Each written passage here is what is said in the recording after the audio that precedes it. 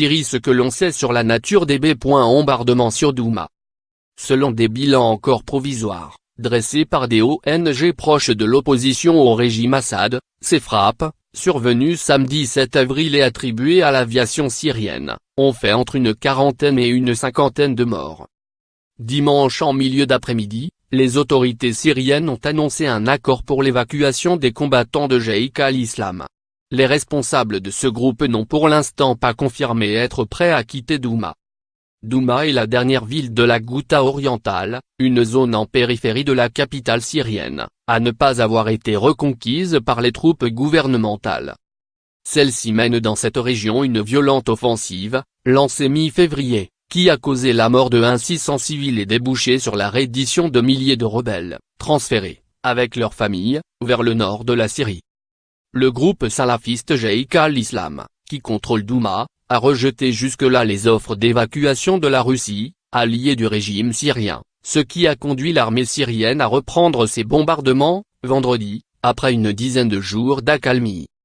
Selon l'ONG Medical SAM, Syrian American Medical Society, qui compte de nombreux docteurs et infirmiers sur place, près de 500 personnes atteintes de suffocation ont afflué dans les hôpitaux de Douma, samedi, en fin de journée.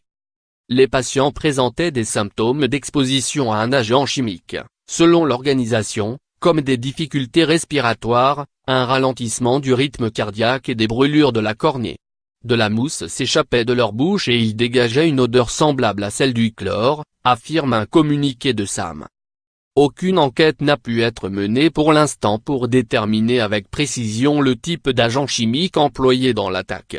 Les symptômes observés sur les victimes incitent les médecins sur place à penser qu'il s'agit de chlore et de sarin. Ces informations, si elles sont confirmées, sont effroyables et exigent une réponse immédiate de la communauté internationale, a réagi samedi la porte-parole du département d'État américain, ITNOR. Les autorités syriennes ont fait usage à de nombreuses reprises de bombes au chlore, un produit à usage dual, ne figurant pas dans la liste des agents chimiques, dont Douma est censé s'être débarrassé depuis le bombardement au sarin de la Ghouta, en août 2013, qui a fait des centaines de morts.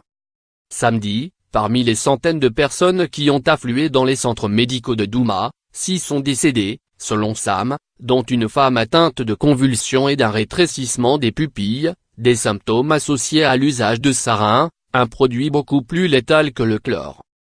Samedi, plus tard dans la soirée, des secouristes ont découvert 42 personnes mortes dans leurs habitations. Les vidéos tournées sur place, montrant des cadavres sans blessure, figés dans leur sommeil pour certains, gisant dans un escalier ou un appartement pour d'autres, laissent supposer que leur mort a été foudroyante. Les symptômes rapportés indiquent que les victimes ont été asphyxiées par un produit chimique toxique, très probablement un agent organophosphoré, affirme SAM. Les Casques Blancs, une organisation de secouristes dont les zones rebelles, appuie les conclusions de SAM, ainsi que l'UOSM, Union des organisations de secours et de soins médicaux, et Syria Charity, une ONG humanitaire, qui dispose d'une équipe d'ambulanciers à Douma et parle de 55 morts en tout. L'Observatoire syrien des droits de l'homme, basé à Londres, avec un réseau d'informateurs dans toute la Syrie, a assuré n'être pas en mesure de confirmer ou démentir ces allégations. Le sarin fait partie de la famille des organophosphorés. Il est l'un des produits récoltés et ensuite détruits, durant le processus de démantèlement de l'arsenal chimique syrien, conduit entre 2013 et 2014, par l'ONU et l'Organisation pour l'interdiction des armes chimiques, suite à un accord russo-américain. L'attaque de Khan Sheikhoun en 2017 a cependant démontré que le régime Assad avait délibérément sous-déclaré son stock de sarin de façon à conserver une certaine quantité de ce produit. En 2017, dans la nuit du 6 au 7 avril, 2 jours après le massacre de Khan Sheikhoun, les États-Unis avaient lancé une cinquantaine de missiles de croisière sur un aérodrome militaire syrien, le détruisant en partie et causant la mort de quelques soldats syriens. Ce samedi, sur Twitter, ITNOR a déclaré que la Russie, avec son soutien sans faille au régime syrien, porte en définitive la responsabilité de ces attaques brutales, tout nouveau bombardement chimique devant être immédiatement empêché. Lire aussi. Syrie, une attaque chimique présumée sur Douma suscite une réprobation internationale. Sur Twitter, dimanche, le président américain a envoyé des signaux contradictoires. Tout en incriminant l'Iran, la Russie et Assad l'animal et en parlant d'un grand prix à payer, il a appelé à ouvrir la zone de Douma immédiatement à de l'aide médicale et des vérifications. L'Union européenne a condamné dans les termes les plus vifs le recours aux armes chimiques et appelé à une réaction immédiate de la part de la communauté internationale. La France, par la voix du ministre des Affaires étrangères, Jean-Yves Le Drian, s'est dite très préoccupée devant les informations faisant état d'un nouvel usage d'armes chimiques particulièrement violentes. La France s'emploie activement, en liaison avec ses alliés et les organisations internationales concernées, à vérifier la réalité et la nature de ces frappes, a déclaré M. Le Drian, ajoutant que Paris demande que le Conseil de sécurité des Nations Unies se réunisse dans les meilleurs délais pour examiner la situation dans la Ghouta orientale.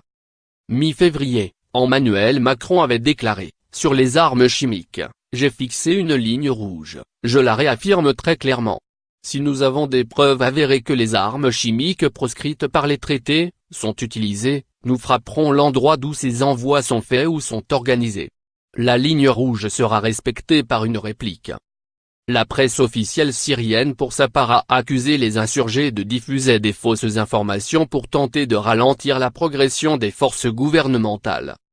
L'armée russe, qui appuie l'offensive loyaliste, a elle aussi rejeté les accusations de l'opposition.